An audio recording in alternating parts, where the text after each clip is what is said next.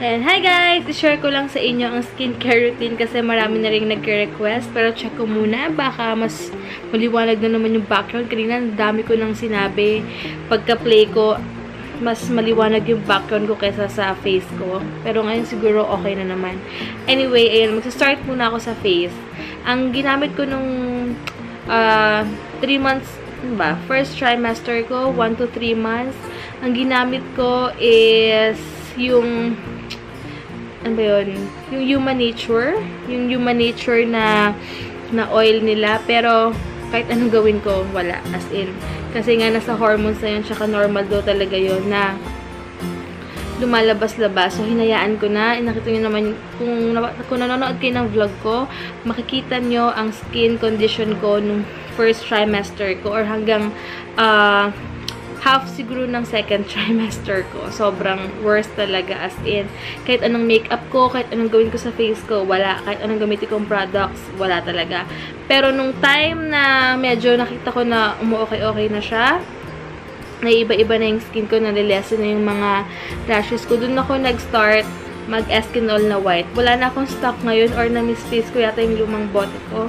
Pero gumamit ako ng Eskinol white kasi kaya ako naman ginamit yon dahil yung pinsan nila bestie, yun yung sobrang dami niyang acne. Kasi sobrang acne talaga, malalaki talaga. Literal na acne. Ang pinagamit sa kanya ng ubi niya na pinayagan is Eskinol white. So, yun ginamit ko. Okay naman siya. And then, hanggang sa mag-dry na yung skin ko or kung ano man, sobrang dry talaga. Kasi makikita mo talaga na nagbabalat-balat siya. Wait, check ko lang ulit. Ayan. Makikita mo talaga na nagbabalat-balat siya.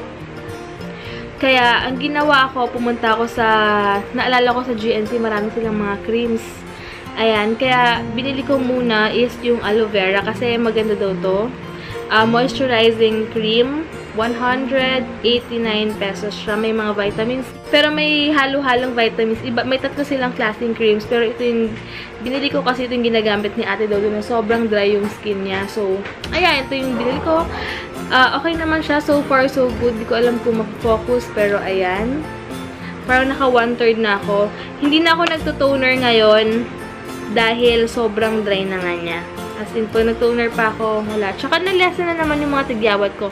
Dati, kapag kahit mag-makeup ako, hindi ko talaga matago. As in, sobrang hanggang dito. Tapos, ang tigas pa ng ulo ko kasi nagpiprick pa ako. Kasi, ang sarap nung parang pag-prinik mo may mga, sorry TMI. Pero, may nakikita akong lumalabas na nana. Gusto ko yun. So, naiwan na rin yung mga marks parang dito, tsaka dito. Pero, na-lesson na compare before.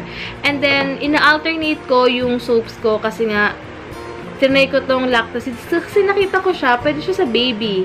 So, parang sabi ko na, kung pwede siya safe siya sa baby, so, sensitive yung skin ko, baka pwede siya sa face ko. Ayan. Kaya lang, ito yung time na yun, kung naalala nyo sa mga nanood ng vlog ko, may sinasabi ako na sobrang nag-dry yung mukha ko. Ito siya. So, after ilang days, nag-switch ako sa Dove Sensitive. Pinag-alternate ko siya. Pero ngayon, nagsistick na ako dito for face and body na. Kasi, mas safe siya. For sensitive kasi talaga.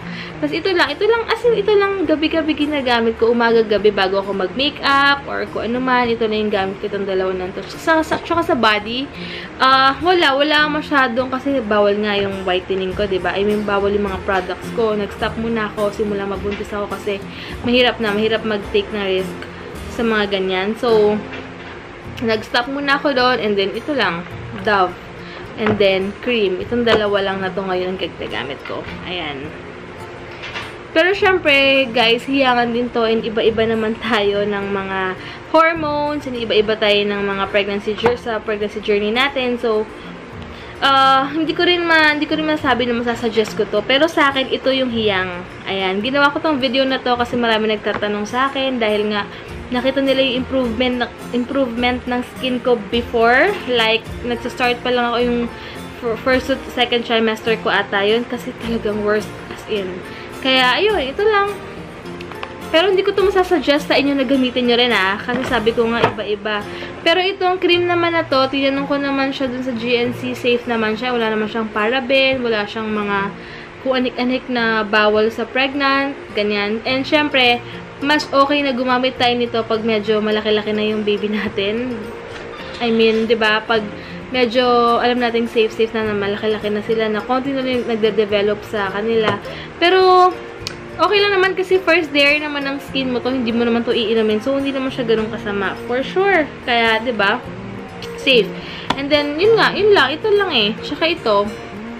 Ayan, wala lang. Tinry ko lang kasi talaga to, na-curious ako dahil nga nakita ko, akala ko nga to feminine wash pala. Sabi ko, natural skin cleansing and protection baby bath. So, pwede siya sa baby safe. What more sa face ko? So, okay naman siya. And, na-lesson talaga.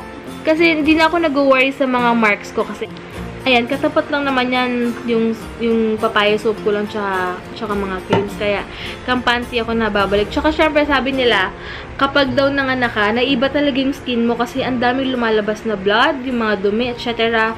So, napapalitan yung blood mo, nag-iiba rin yung skin mo, mas nagiging fresh yung skin or basta something ganun mo sinasabi sila, gaganda talaga yung skin mo after mo mga kasi lahat ng dumi, ng dugo, etc. mawawash out talaga. So, ayan, yun lang. So, syempre, mas maganda pa rin magtanong kayo sa OB nyo kasi iba-iba tayong skin condition, iba-iba yung hormones. So, yun lang. Shinare ko lang yung mga ginagamit ko kasi marami rin nagtatanong sa akin. Pero, wala namang masama ko. Ito try nyo kasi so far, so good naman. And, malapit din kabuanan ko and hyper naman yung baby ko. Nagpa-ultrasound naman ako, normal naman siya. So, siguro wala naman masama sa mga to, diba? So, yun lang. And thank you so much for watching, guys. Sana gusto nyo itong simple video ko sa skincare routine ko ngayong pregnant ako.